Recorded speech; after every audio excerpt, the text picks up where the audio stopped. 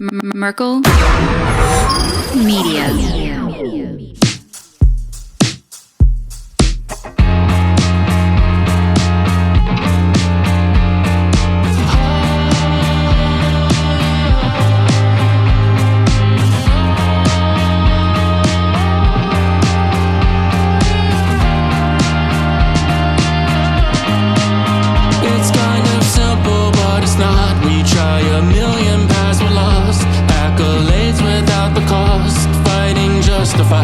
I'm exhausted, looking for everything in the shadows. Start looking at people like they don't matter. I'm waking up to the fact, more than a little bit shallow. I'm lost in this hole, but I don't wanna. I'm lost in this hole, 'cause I'm just trying to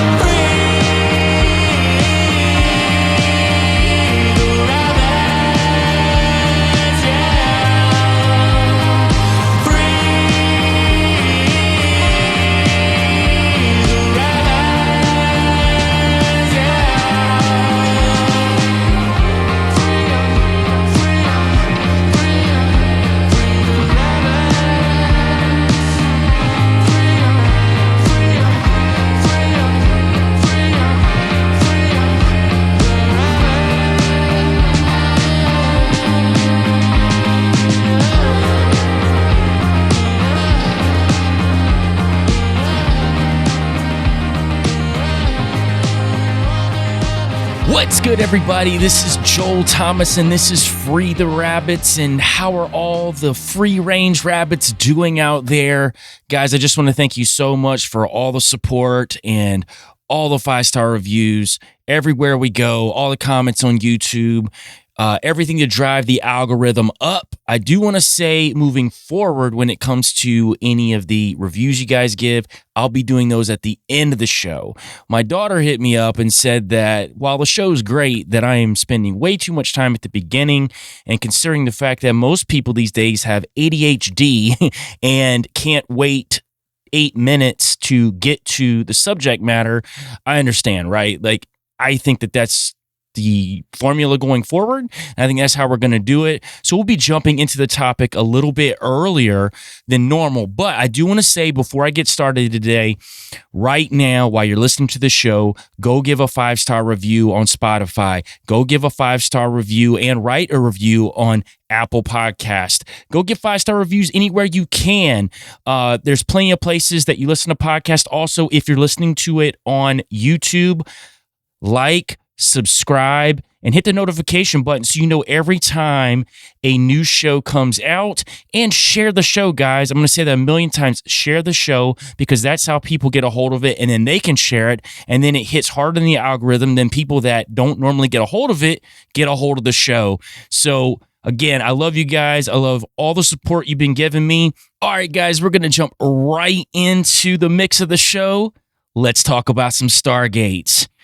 So I started doing some research on Nebuchadnezzar, and I found some very interesting pieces of information that tie him into Nimrod, tie his whole Babylonian Empire into a particular Stargate that was, I believe, started with Nimrod, and we'll get to that here in a minute, but also an interesting piece about 3 characters in the Bible, Shadrach, Meshach, and Abednego, who possibly had access to angelic technology that could have been used in this fiery furnace or possible portal system or Stargate, which we will get into today. I found a lot of this information really interesting, probably about a year and a half ago. It took me a while to get the research done in a way that I thought would make sense, at least to my worldview. Now, I know that everybody's got their own way of thinking about things, and this isn't to pop a squat on that, but this is going to be from my worldview. And if you're open to that, cool. If you're not, it's interesting information regardless. So stick with me and we're going to get through this, but I think we've got some really interesting stuff. And I know I've been getting emails and DMs from people who are like, when are you going to hit on some crazy biblical stuff? Relax, guys. I'm definitely going to. It's going to be a part of everything I do going forward.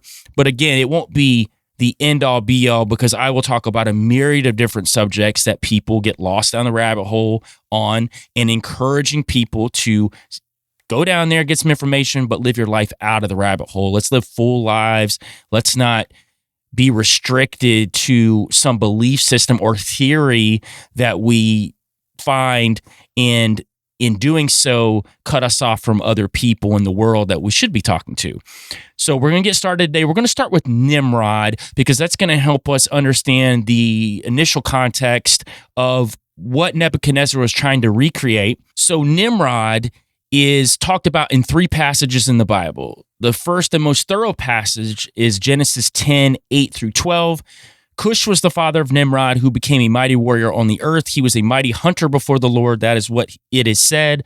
Like Nimrod, a mighty hunter before the Lord. The first centers of his kingdom were Babylon, Uruk, Akkad, Calneh, and Shinar. From that land, he went to Assyria, where he built Nineveh, Rehoboth, Ir, Kala, and Resen, which is between Nineveh and Kala, which is the great city.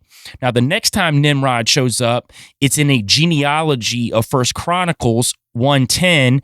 Cush was the father of Nimrod, who became a mighty warrior on the earth. Now, there's one more passage in Micah 5, 5 through 6.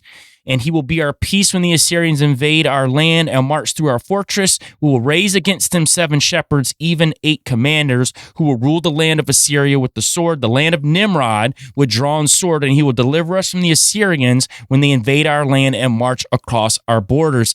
So the name Nimrod only shows up 3 times in the Bible, and I know people put him with the Tower of Babel. They're not wrong to do that, but that's not explicitly talked about in the Bible in the sense of Babel being Babylon, which Nimrod ruled. So we're going to get to what Nimrod means, and then we'll get into Nimrod and the Tower of Babel and this possible Stargate he was trying to build to basically break into heaven, break into Yahweh's throne room.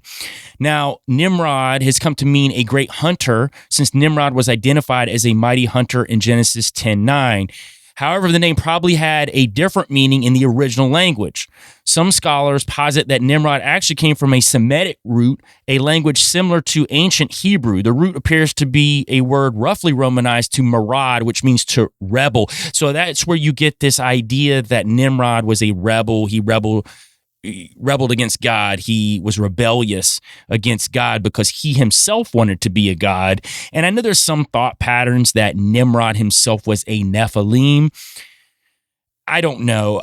I've done a lot of research on the subject of Nimrod being a Nephilim. In my opinion, I think that Nimrod was a fantasizer of Nephilim. I think he had Nephilim women as his wives. I think he wanted to be a Nephilim so bad, but he wasn't. So he surrounded himself with these giants and surrounded himself with angelic technology because he wanted to be that so bad. Now, granted, Nimrod was a fantastic hunter. He was strong, super smart. He was probably like the upper tier level of what humans would be. Essentially the Batman, or maybe even a better comic book correlation would be Captain America with the super serum. Like, he would be elite level human ability.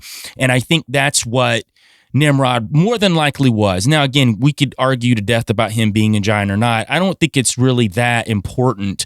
That's just my opinion on that. Now, we know that his father was Cush, which was the son of Noah's son Ham. Now, Ham was cursed because in Genesis 9:18 through 27, Noah cursed him because of some craziness that went on in a tent. And maybe I will do a whole podcast about the curse of Ham. But we do know that Nimrod's line was cursed because of this. Also, Nimrod, according to Genesis 28, was a mighty warrior. And the Hebrew word there is gibber, which could also mean tyrant, but Gibber stands for mighty men. Now, you'll know that I've talked about the Gibberim. Now, Gibberim has two different meanings to it. It can stand for the mighty men or mighty warriors. If you know David and the mighty men, they were also called Gibberim, but also, depending on the context, Gibberim could also stand for Nephilim, and that's a whole nother conversation. I've actually broken that down when I've talked about good Nephilim, and I will do an episode on good Nephilim in the future. I think I should at this point, even though I've done a couple episodes that are out there now, I've done even more research since, so I will actually do a more thorough breakdown, maybe even a two-parter on this show about good Nephilim. But in this instance, Nimrod, the word Gibberim or Gibber just stands for mighty. It's in the context of what he was. He was just strong. Now, the thought pattern is that he built the Tower of Babel. Babel is often thought to be the same as Babylon, which Nimrod is recorded as founding in Genesis 10:10, which I already read to you. In fact, some biblical translations actually list the city as Babel rather than Babylon. So, again, the thought pattern is that he built Babel, this Tower of Babel, as a structure built in opposition to God. In Genesis 11:4, the people say, "Come, let us build ourselves a city with a tower that reaches to the heaven." So if we're connecting Babylon and Babel here, then yes, Nimrod built the city of Babel or Babylon, and these would correlate to this Tower of Babel. Now, this is also accepted in many Jewish writings. The ancient historian Josephus states of Nimrod, he also said he would be revenged on God if he should have a mind to drown the world again, for that he would build a tower too high for the waters to be able to reach, and that he would avenge himself on God for destroying their fathers. That was according to Josephus. So he's basically saying, hey, this is after the deluge, after the flood with Noah, that Nimrod is saying he's going to build this tower so high that even if God was to flood the earth again, even though God promised he wouldn't do that at this point, then he would still be able to basically stick a middle finger up to God in the process. That is if we look at the Tower of Babel as a physical tower that goes up. Now, I'm not saying that it didn't go up, because I do think that the high places, the high points are used in a lot of occult magic, which I think Nimrod was very, very deep into. What I can say, though, about this particular Tower of Babel, there is a lot of supposition that suggests that this was a Stargate or a portaling system, if we're looking at ancient technology that Nimrod was trying to build to get into heaven where Yahweh was.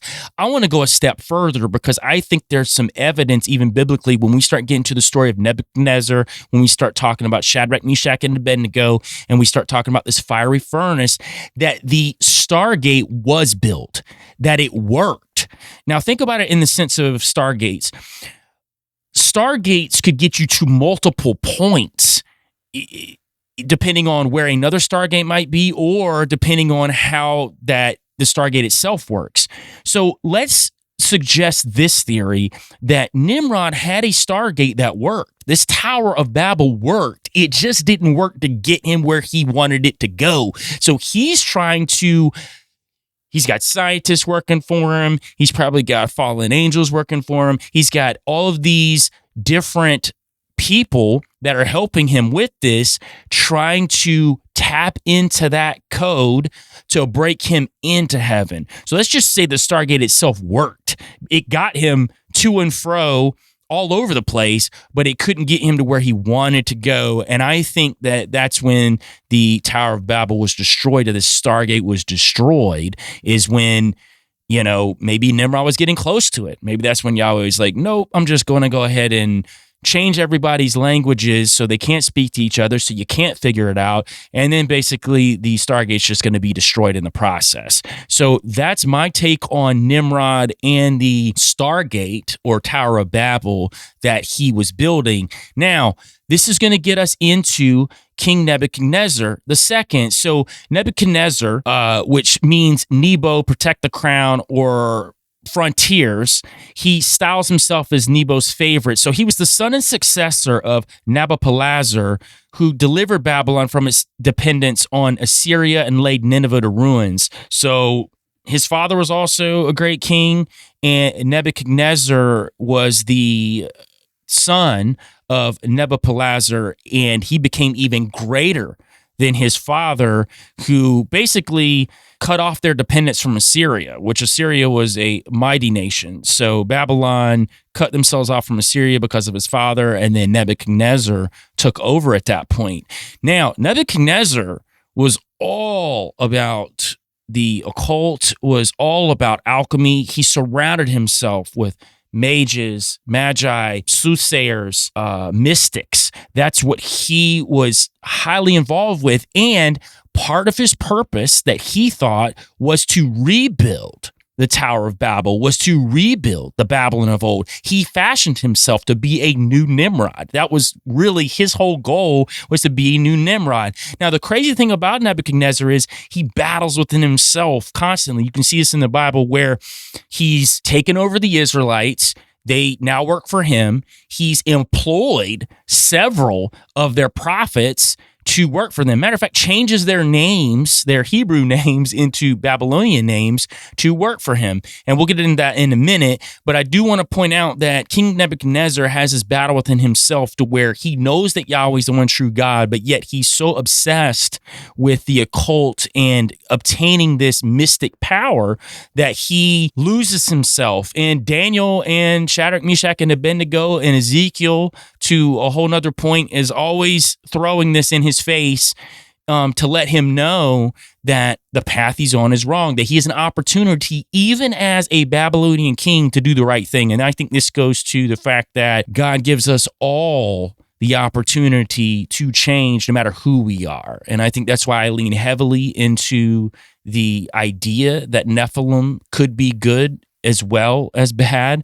Same thing with dogmen. We know of the son of Cephalai. We know of St. Christopher. There's tons of stories out there of these creatures being good. As a matter of fact, we know in Mark 16:15 through 16, and he said unto them, go ye into the world and preach the gospel to every creature. He that believeth and is baptized shall be saved, but he that believeth not shall be damned.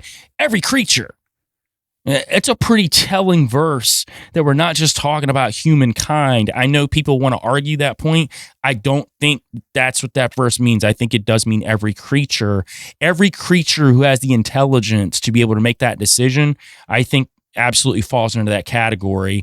And I think this holds true to kings of different nations throughout history that were given the opportunity to do the right thing. And Nebuchadnezzar was given more than enough chances to do the right thing. Matter of fact, he was sent into the wilderness for 7 years and went crazy. And I think there was some really interesting alchemical things that happened to him during that 7 years. But that's a whole other podcast, and I promise I will do that at some point too. Now, one of the top goddesses in Babylonian culture was Ishtar, which was a derivative of Inanna, an ancient Mesopotamian goddess of love, war, and fertility. She is also associated with beauty, sex, divine law, and political power.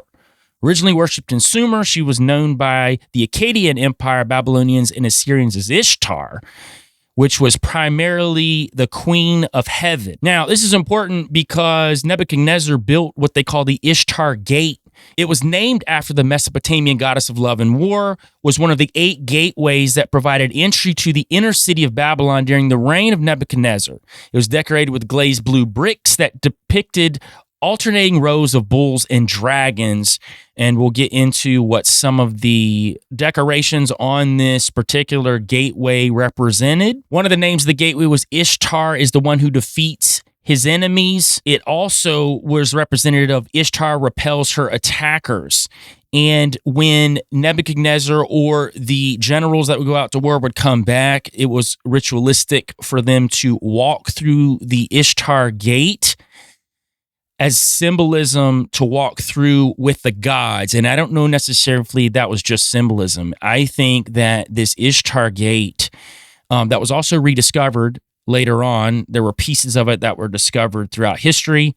As a matter of fact, 1899 and 1917, the German archaeological team started excavating the gate. They found tons of it, recreated some of it, and then some of the pieces they've kept behind the scenes, which makes me wonder what this gate was actually doing. Was it also some sort of interdimensional gateway that the gods would walk through with these generals, with these warriors when they would win these battles. Possibly. It's just interesting that they make a point to say that the warriors would cross through the gates with the gods as a symbolism that they defeated whatever enemies in battle.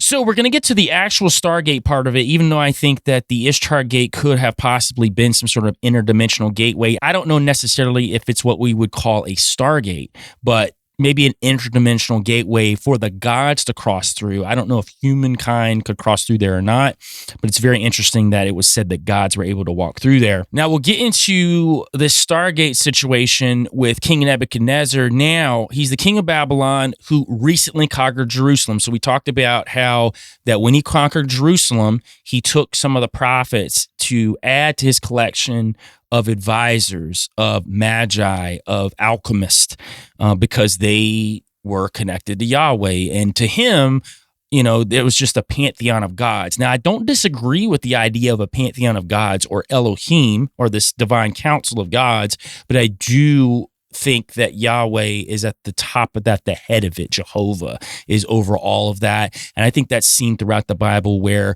these other gods are depicted going against Jehovah and they typically lose. Well, they always lose, not typically. So this is a pretty interesting story. And you'll see this in this King Nebuchadnezzar story too. So he flattens the walls and strips the temple of all its treasure. Now, this is said to also be the Ark of the Covenant, which will come up in this story of Shadrach, Meshach, and Abednego.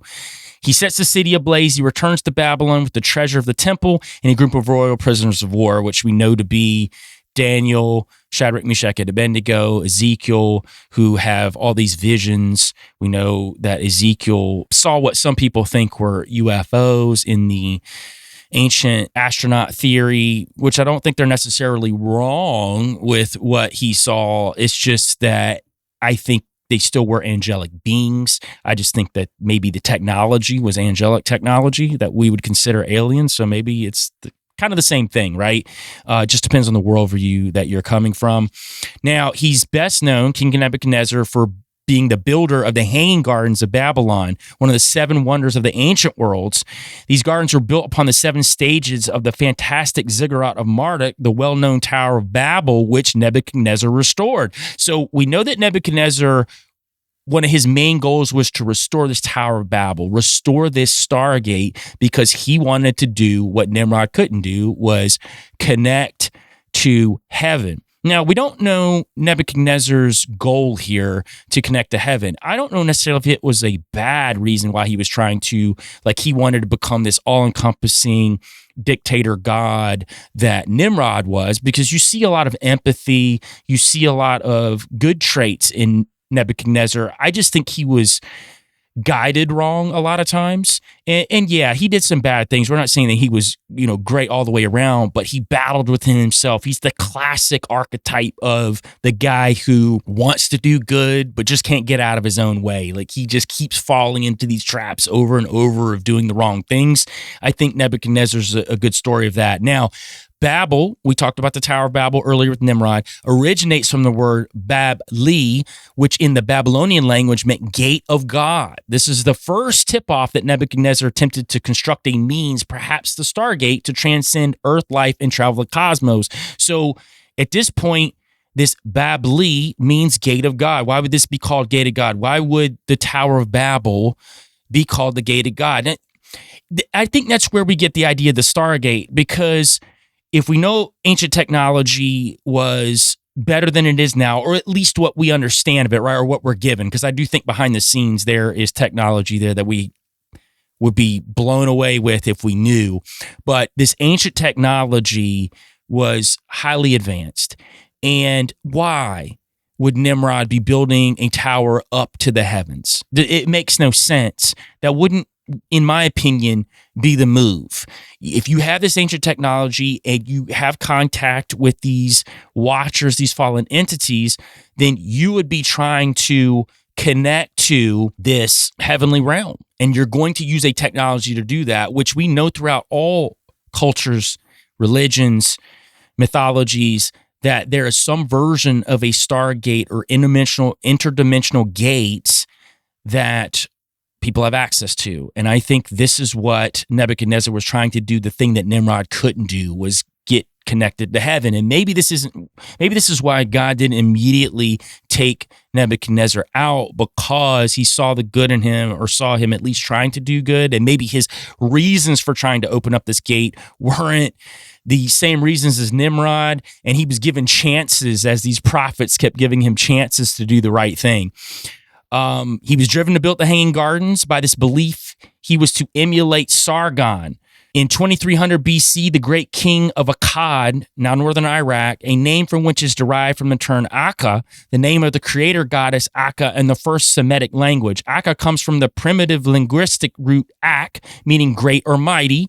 The Ak is persistently present in words which relate to our language of Ak. Also, this connects to the Egyptian word AKH, Ak, which was the pharaonic word for all aspects of light, particularly the transcendental light of the transfiguration. So he was trying to emulate these hanging gardens of the great king of Akkad, which connects to this Ak, transcendental light of the transfiguration, which people think that this portal to Stargate was in the Hanging Gardens, was a part of the Hanging Gardens, and this is where that he was recreating this. It wasn't just to have something marvelous to look at. It was also to build these Hanging Gardens around this central piece, this Stargate, this portal into heaven, or what he was trying to get into heaven. Now, we're going to get into the bulk of the story with Nebuchadnezzar and Shadrach, Meshach, and Abednego, whose Hebrew names were Hananiah, Mishael, and Azariah.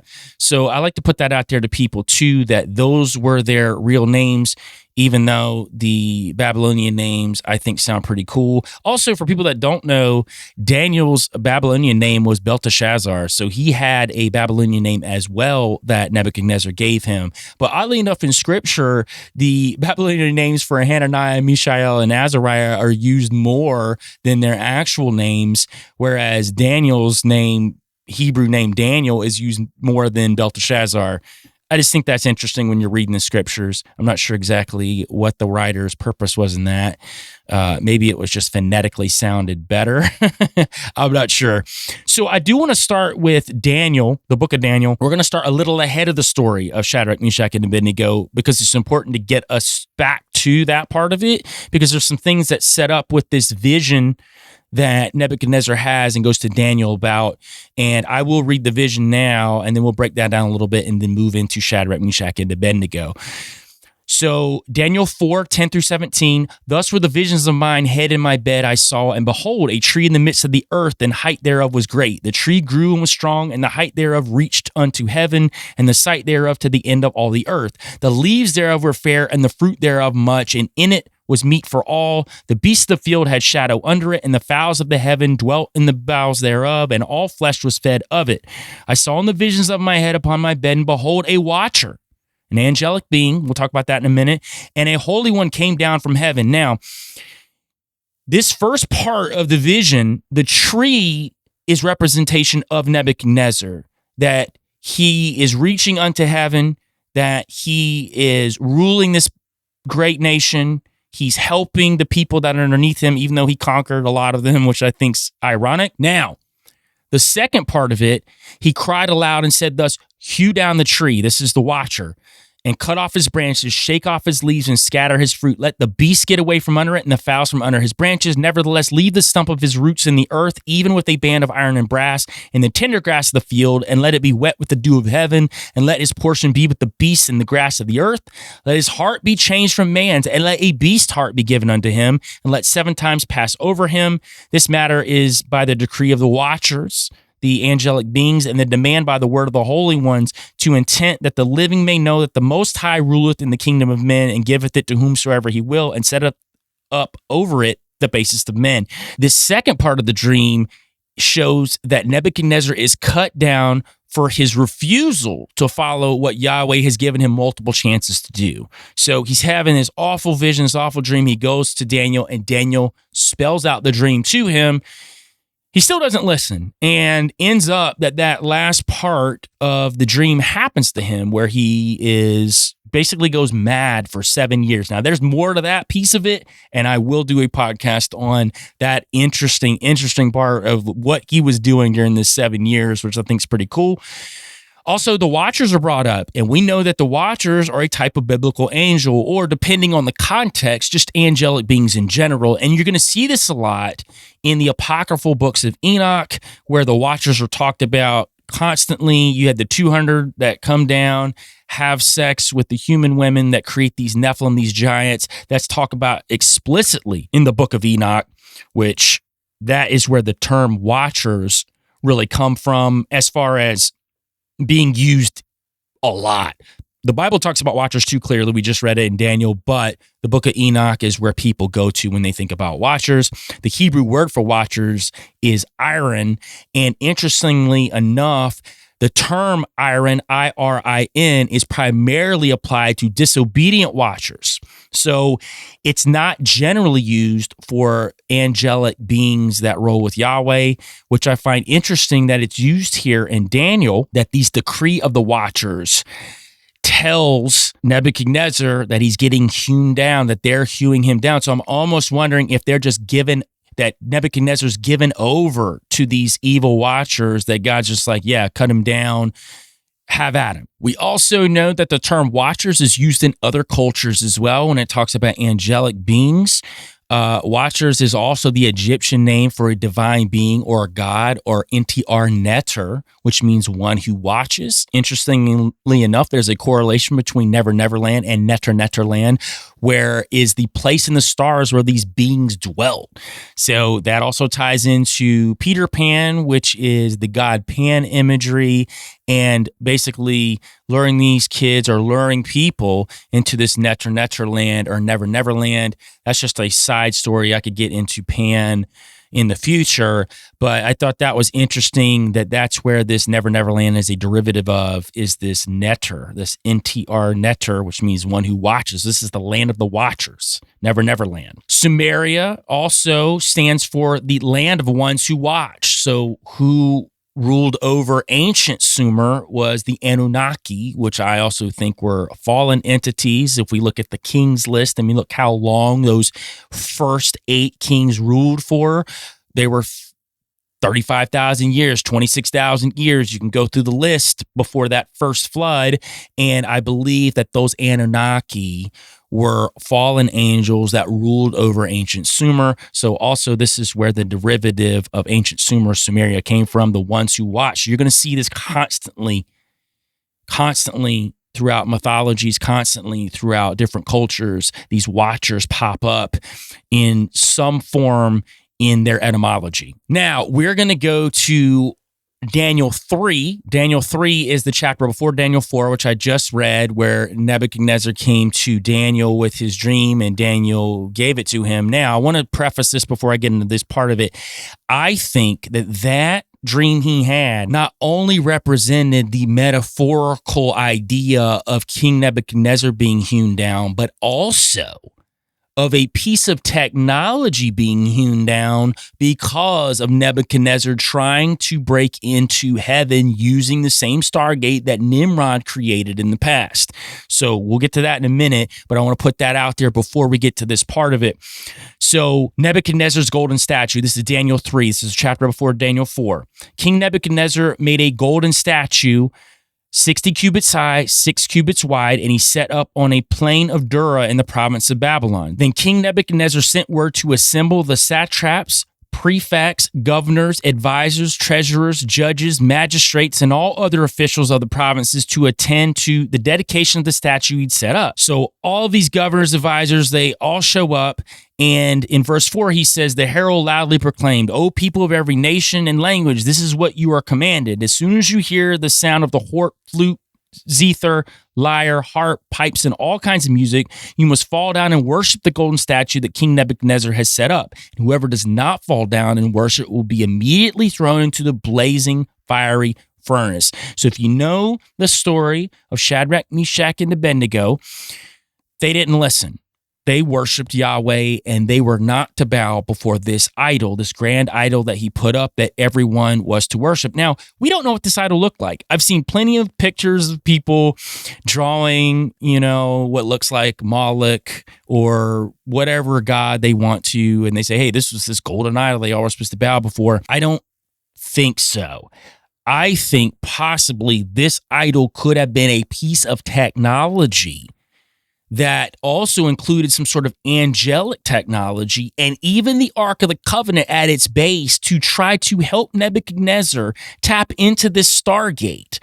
So that would give an added reason why Daniel, Shadrach, Meshach, and Abednego would not bow before this idol. Not only the fact that we're not worshiping any other god before us, but clearly, you're using this piece of technology, which I think the Ark of the Covenant was, this gift from God, Yahweh, to us that is our birthright, our piece of technology that you are using negatively. We're definitely not going to bow before this God, this idol that you have built to not only make us worship, but also to help you tap into the dimensional space of heaven, the upper tier heaven that Yahweh abided in. So obviously these other prefects, governors, advisors, magistrates, judges, soothsayers, alchemists didn't like the fact that Shadrach, Meshach, and Abednego were not bowing before this god. And they went to Nebuchadnezzar, and Nebuchadnezzar was livid,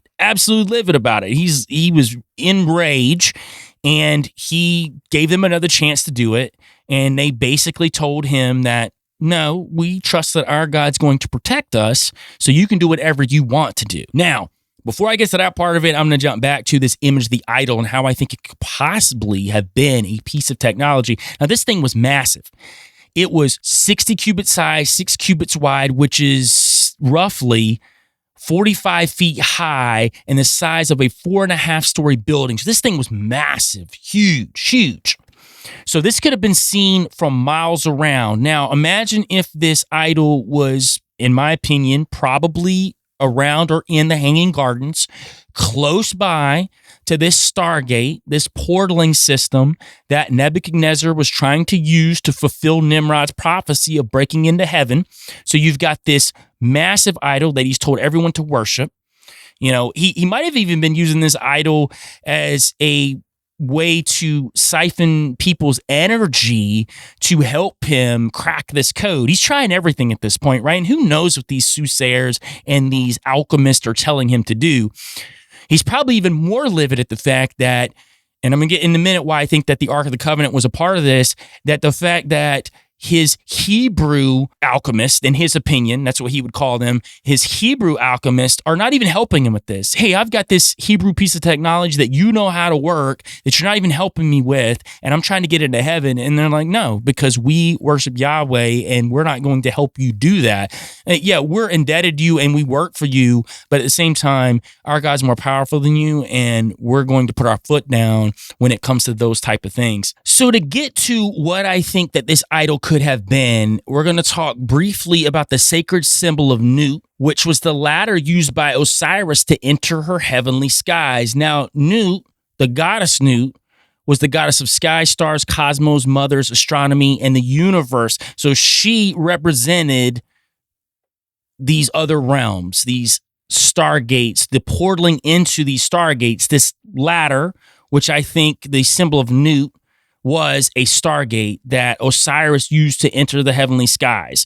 Now, we can connect this to this idol, which would also essentially be this ladder, this golden pillar of Osiris. So if you're on YouTube and Rumble, I'm about to show a picture of the Osiris ladder, and if you'll notice at the bottom of it, it looks like what? The Ark of the Covenant at the bottom of this Osiris ladder. Now, bear with me. I know Osiris is an Egyptian god, but this is going to make sense how it connects into this Babylonian mythology of this idol that Nebuchadnezzar built. So you've got this Ark of the Covenant at the bottom, which I think that this idol could have been connected to this piece of technology, obviously a blasphemous move on the part of Nebuchadnezzar. So here's that part I can connect back to Daniel 4, where I said that metaphorically that these verses meant Nebuchadnezzar, but also could have meant a real thing. Because here's the thing about this idol. Even after this story about Shadrach, Meshach, and Abednego, there is no proof that Nebuchadnezzar tore the idol down. There's no proof that he got rid of it. We just know that he said that Yahweh was the Most High and that Shadrach, Meshach, and Abednego were to be promoted after this, and they were basically off limits. But there's nothing said about this idol being cut down. Interestingly enough, in this story, here we have this, the tree grew and was strong, and the height thereof reached into the heavens. So here we've got this massive structure that loomed over everyone in the nation, but then here comes this watcher. And they cut it down, and what's left is a stump of its roots into the earth. Now, hang with me here. What if this stump, looking at this pillar of Osiris, this ladder from Newt that looks like the Ark of the Covenant, what if the Ark of the Covenant is the stump? What if that's the thing that can't be cut out, but the rest of it's hewn down according to these watchers in the fourth book of Daniel that Daniel's talking to him about? What if that's part of the prophecy that Daniel's telling him? Listen, you're trying to crack into heaven. We're cutting this down, but obviously the stump is still there. Now, this also ties back into Nimrod. This is even crazier. So we know that Nimrod, a great-grandson of Noah, and his mother and wife, Semiramis, also known as Ishtar and Isis, we've already talked about this. Nimrod, known in Egypt as Osiris, here we are. The Osiris ladder was the founder of the first world empire at Babel, later known as Babylon. So this idea of Osiris is built upon Nimrod. So you've got this Osiris ladder that Nebuchadnezzar is building with the base of it connected to or a part of this Ark of the Covenant. He's using as a means to tap into this Stargate. Gets even better. After Nimrod's death, Semiramis promoted the belief that he was a god. So this is where you get that idea of Osiris being Nimrod. She claimed that she saw a full-grown evergreen tree spring out the roots of a dead tree stump, symbolizing the springing forth of new life for Nimrod. So you've got Nebuchadnezzar, who builds this idol built on the stump, the Ark of the Covenant, as not only a means to break into the Stargate to get to heaven, but also symbolically upon Nimrod, the stump of Osiris. In his mind, that's how he's twisting it. Which again, if you were Shadrach, Meshach, and Abednego, Daniel, or any other Israelite who adhered to the laws of Yahweh, another reason that you would not be worshiping this idol, because it was just pure blasphemy. Now, we also know that Osiris, back to this connection with him and Nimrod, and this pillar, this ladder of Newt, this idol that Nebuchadnezzar built to try to connect to this Stargate, Osiris is frequently shown sitting amidst a fiery lake, which some people have connected to the lake of fire. The Egyptian Book of the Dead makes it clear that is an intermediate place between earth and heaven that was guarded by none other than Thoth. Now, if you know anything about Thoth, he's often depicted as a man with the head of an ibis or a baboon. His feminine counterpart was Sheshet, and his wife was Maat. He was the god of the moon, wisdom, knowledge, writing, hieroglyphs, science, magic, art, and judgment. Basically, the god of wisdom. His idea is also connected to Enoch as Metatron and the Greek god Hermes, which the idea of these three build the Hermetic figure, Hermes Trismegistus, which was Hermes thrice the Great. Now, side note, I'm not going to do a whole podcast about this right now, but this Enoch, which people say was the seventh line of Adam, I don't believe that's this Enoch. I believe this Enoch as Metatron is a representation of the evil Enoch, the son of Cain. So I've got plenty of research done on that, and I will do an episode on evil Enoch, but I think that these three characters which create this Hermetic figure, Hermes Trismegistus, that particular Enoch is the evil Enoch. Now, you're wondering why I brought up all that to get to this lake of fire, which Osiris is frequently seen shown being in the midst of.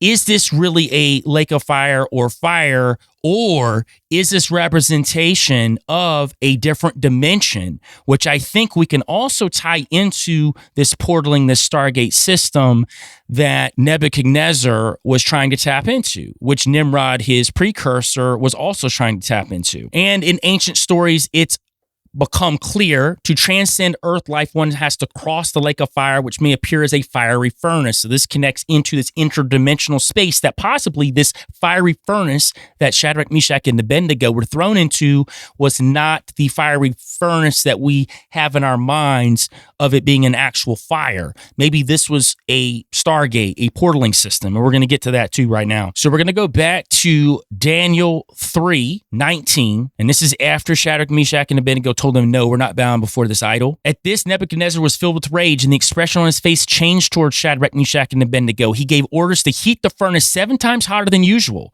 and he commanded some mighty men of valor in his army to tie up Shadrach, Meshach, and Abednego and throw them into the blazing fiery furnace.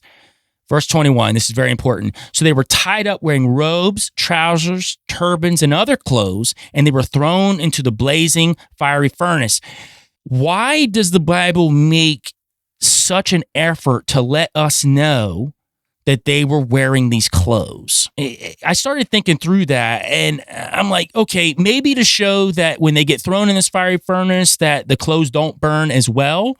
Well, even that keyed me off a little bit to try to figure out what was it about these clothes that might have been special.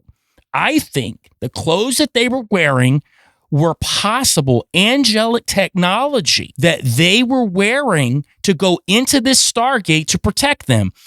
Now, listen, I'm not throwing it out of the possibility that God himself could protect them with his own power. Absolutely. And that could very well be what this part of the story is. But there's this other idea that they were wearing angelic technology given to them by angels. You know what I find really funny about this truther space, this conspiratorial space? Anytime we talk about angelic technology, it's always negative. Why is it that angelic technology is a negative thing?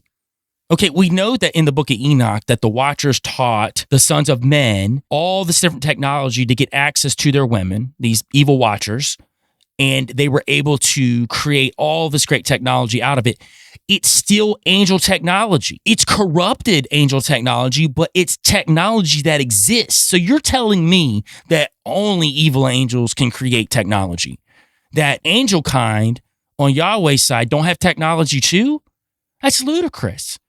I think even when we look at stuff like the Vimanas, that those possibly could have been good angel technology, could have also been corrupted, but could be good angel technology. Throughout mythologies, we see this. So why is it that we're so rooted in this idea that technology has to be evil, that it's always evil? Again, I think it's always corrupted. Anything that's good is always corrupted. That's just part of the journey that we're on in life.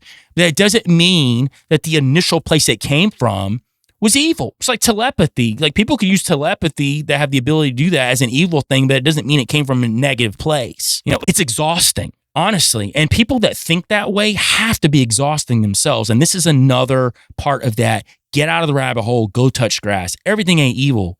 Everything doesn't come from an evil place either. So verse 21, so they're wearing these robes, these trousers, these turbans, and these other clothes, and they're thrown into this blazing fiery furnace. So the question is, why do they got clothes on at all? One, why didn't they rip the clothes off of them? There's a thought pattern too, and I thought about that. Or if they let them wear clothes, it just seems odd. This part of it is very odd to me. So then I needed to look outside of the scriptures, and I needed to look into these fallen angelic characters where we know about certain technologies. And then I have to think, okay, if this fallen angel has this technology, then inversely, a good angel would also have said technology. It just wouldn't be corrupted, right? So we can go all the way back to Inanna, which is Ishtar, Isis. We've already talked about this goddess that keeps reappearing in Sumerian lore, in Babylonian lore and Akkadian lore, so we know this Inanna character keeps popping up. Now, when we look at this Queen of Heaven, there is a vase, which is called the Goddess with a Vase, discovered at Inanna's temple at Mari, and she's wearing a certain garb. She's got a certain helmet on, she's got certain clothing on, and the helmet is said to be the Shagura helmet, a hat that makes her go far into the universe. This is actually also connected to what was trying to be discovered in the 1990s by Michael Persinger, the God helmet. So they were actually trying to recreate what Inanna is wearing on this vase, the Shagura helmet. So is it possible that this Shagura helmet, this angelic technology, which is said to have helped her go far into the universe, to traverse the interdimensional planes, is it possible that Shadrach, Meshach, and Abednego were wearing that or a version of that when they were thrown into this Stargate or portal? I think it's possible. I think if we're going to look at the crazy and the weird, I think we got to look at it wholly as being like, man, this could be the next level, the next level. We know that they're wearing robes, trousers, turbans, other clothes. They're fully loaded up. It's almost odd how loaded up they are going into this Stargate. Or if you're just going to look at it as a fire, why are they wearing all these things to be thrown into a fire? Well, maybe they were told by God and they were given this angelic technology to help them transverse the planes. Now, we could even connect this clothing that they're wearing into the metaphorical sense of the armor of God in Ephesians 6. Verse 13, therefore put on the full armor of God, that when the day of evil comes, you may be able to stand your ground. And after you've done everything to stand firm then with the belt of truth buckled around your waist, with the breastplate of righteousness in place, with your feet fitted with the readiness that comes from the gospel of peace.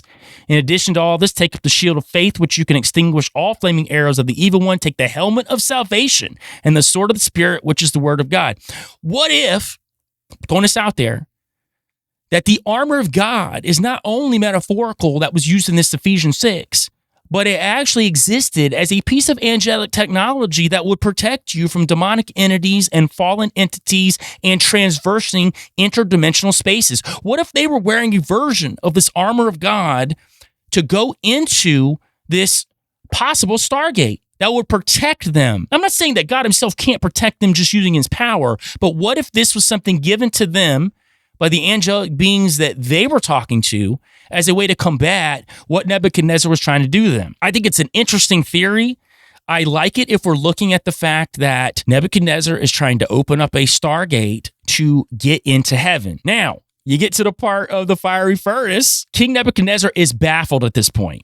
He says, did we not cast 3 men bound into the midst of the fire? So he looks and he sees a 4th man walking around with them in this fire, or as I like to say, this Stargate or this portal. Now, again, back to what I said with Nimrod and the Stargate. It's not to say that this Stargate didn't work. It could have worked to get them to all other manner of areas or places, but their goal was to get into heaven. So now here's Shadrach, Meshach, and Abednego with this crazy angelic technology standing in this Stargate, this portal, and he sees a 4th man who he didn't throw in there walking around with them.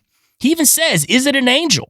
That's his initial thought. So verse 24, suddenly King Nebuchadnezzar jumps up in amazement and asked his advisors, did we not throw 3 men firmly bound into the fire? Certainly, O king, they replied. Look, he exclaimed, I see 4 men unbound and unharmed walking around the fire, and the 4th looks like the son of the gods, which in this term, son of the gods, Elohim, Elahin, means God of gods, the upper tier, the Father. So even he recognizes that this is the Son of the Most High.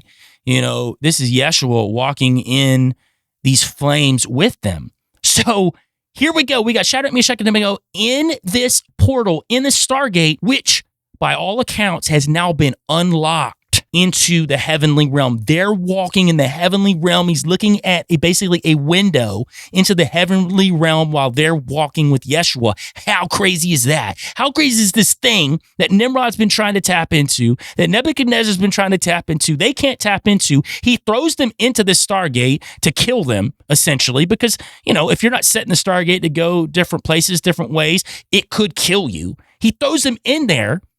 They're wearing this angelic technology. They've connected with Yeshua, and he's blown away at this point. The thing I've been trying to do, that I desecrated the Ark of the Covenant with, building this idol, I'm not able to do. He actually calls out. Nebuchadnezzar approached the door of the blazing fiery furnace and called out, Shadrach, Meshach, and Abednego, servants of the Most High God, come out.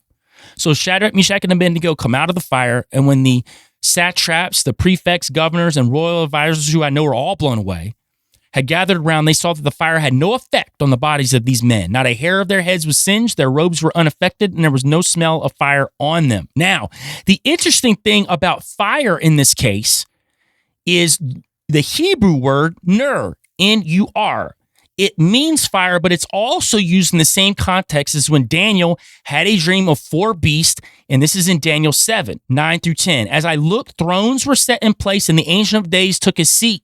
His clothing was as white as snow, the hair of his head was white like wool, and his throne was flaming with fire, and its wheels were all ablaze. So he's talking about he sees God sitting on a throne, and the wheels, the ophonym, if you know anything about angelology, the ophonym are wheel-like angels with eyes all around their wheels. They serve as the wheels to the throne. The fire in context is in context to these ophonym, or these thrones. So this is like an interdimensional fire. So that is a connectivity to this fire that Nebuchadnezzar is burning in the Hanging Gardens. How does he have access to this interdimensional fire that we know that the ophonym are burning with? This is according to the Hebrew. This word nur means fire, but it's an interdimensional fire.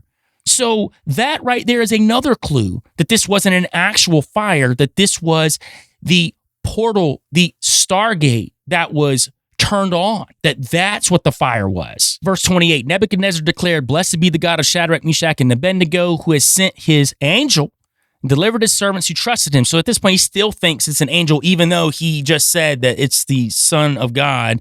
He's still trying to process this. They violated the king's command and risked their lives rather than serve or worship any god except their own God. Therefore, I decree that the people of any nation or language who say anything offensive against the God of Shadrach, Meshach, and Abednego will be cut into pieces and their houses reduced to rubble. There is no other God who can deliver in this way. At that point, he actually promotes Shadrach, Meshach, and Abednego. But again, he doesn't get rid of this giant idol that he's trying to tap into. Probably, if anything, he just saw Shadrach, Meshach, and Abednego walking in the dimensional space of heaven that he was trying to get to, walking with the Son of God. And now it probably even wet his whistle more to tap into it. But he doesn't know how to, and they're not going to tell him. So, and that leads into him having the dream that I talked about earlier with Daniel, and the tree, Nebuchadnezzar, being hewn down into the stump. Also a representation of possibly this idol, and the stump being the Ark of the Covenant, which is at the bottom of the idol that was used to power this up. Listen, he's trying everything. He's trying every piece of technology he can to tap into this. And here are these 3 guys he throws in there to kill them, because this thing's powerful. If you know how to use it, probably a Stargate to kill you if it's fired up. And they get thrown in there, and they end up transversing the place that he's trying to get to. He and Nimrod have been trying to get to all along. And that right there shows the essence and the power of God. I don't think it takes away from it, talking about a technological piece to it. I know there will be some hardline Christians that will argue that you're taking away from the power of God by saying it's angelic technology. God's not powerful enough. Like, no, I'm not saying that he's not, but I'm also saying that if we're going to give all this leeway to the enemy and say they have all this power and all this technology, what the other side doesn't, that what they have is not a corruption of what was already created or already made. You don't think angels on the other side have starships, spaceships, UFOs? Come on. Like, if we're going to, I'm just saying, if you don't believe in any of it, I get that too. But if you're going to give the one side all this leeway, you got to give the other side. And I think that's the interesting part of this story that I've been really researching over the past year and a half, and this is the first time I felt comfortable with the research I've done to talk about it in a way that made sense, because there were so many different variables to how this might work. But I think it's very possible that the fiery furnace was a Stargate that Nebuchadnezzar was trying to recreate from what Nimrod was doing at the Tower of Babel, and he was using it as a means to kill people that didn't worship this idol, which was also a piece of technology that he was using to tap into this Stargate to get him into the dimensional heavenly space of Yahweh. Well, guys, that's it today. That is the King Nebuchadnezzar Stargate portal angelic technology of Shadrach, Meshach, and Abednego. I had a blast with this today, guys. I had a lot of fun. And before I leave today, I will read a couple of reviews. I told you I would do that. We'll start with Apple Podcasts. We've got June Mark. Appreciate you. Very refreshing show, taking multiple points of view while staying out of the hole. I'm surrounded by loved family, close peeps who are so far gone down the hole, it is hard to be in their company. I appreciate different and well-researched theories. I get it. And I think that all of us could be that way if we allow ourselves to be. Take into account that all they're trying to do is make sense of the weird world around them. And some of them probably have some things going on in their lives and they need something to point to of why things aren't going well for them. And that happens with all of us. We're all susceptible to that. I'll read one more from Apple. Travis G, 1988. Welcome back. Been following you since your appearance on the Confessionals. It's been a wild journey. Can't wait to see what you have in store for the future of this podcast. I always enjoy hearing your take on these topics. Thank you, Travis. And I hope to keep continuing exploring some very interesting things, hopefully things that people haven't heard before, but at the same time, if you have heard it, maybe a different angle of looking at it. Next, we've got YouTube. We've got Ricky2Sticky66. Can somebody please get Joel a record deal? His music should be making millions. I appreciate the love, Ricky. I don't know if necessarily I want a record deal from some of these guys that are handing them out. I'm not trying to get in a bad place. Yeah, no Diddy, if that makes any sense to you. So we'll see how things go. I'm just going to keep creating good music. I'm going to keep creating good material for you guys to get a hold of, and we'll see how things grow and build. I hope to stay humble in the process. I think that's the goal. We should never try to ascend to some level like Nebuchadnezzar or Nimrod to the point where we start looking at people as people we can control or manipulate, which early in my life, I was looking to do that. Mama Kitty, 2399, you and Tony should be huge. I'm telling everyone I know about you both. Appreciate that, Mama Kitty, a lot. I think that that's, what we're trying to do is not necessarily be huge, but hopefully be able to connect to enough people that we can spread love and positivity to everyone. And at the same time, maybe open yourself up to some ideas that you hadn't heard of recently. All right, guys, that's it with the comments today. I really appreciate all the love. You guys are doing awesome, and you guys are passing the show around as much as possible. The show's growing. Again, if you can, go to Apple Podcast, go to Spotify on podcast, go to Amazon, go to any place you get your podcast that you're listening to, give it a 5-star review. Even if you like watching it on YouTube or Rumble better, go to those places if you have access to it, give it a good review if you can, and give it a 5-star review because it helps it get out to the algorithm. Also, if you're on YouTube or Rumble, like, share, comment, subscribe. Hit the notification button so you don't miss any episode every week. I really appreciate it, guys. And also, make sure you check out my music on any platform. Type in Joel Thomas. You can listen to me on Spotify, Apple Podcasts, YouTube, any place that you listen to your music. Just type in Joel Thomas. I got plenty of music out there. And we will end it today on the lead single for the last documentary film that I'm a part of, Sasquatch and the Missing Man. Here's Missing. Now, guys, go outside, touch grass, and get your tail out the hole. Thought my old motto was a VA. I was working 4 cylinders to death. Put it on me, no teammate. Dreams running on fumes, no rest. You could bargain for my soul for a mention and a couple billboards, no less.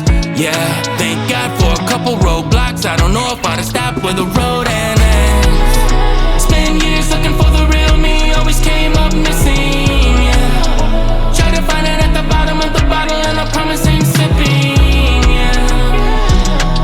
In my vices, I thought I was flying, yeah. Using darkness for my lighting, missing with the timing. Spent years looking for the real me, always came up missing, yeah.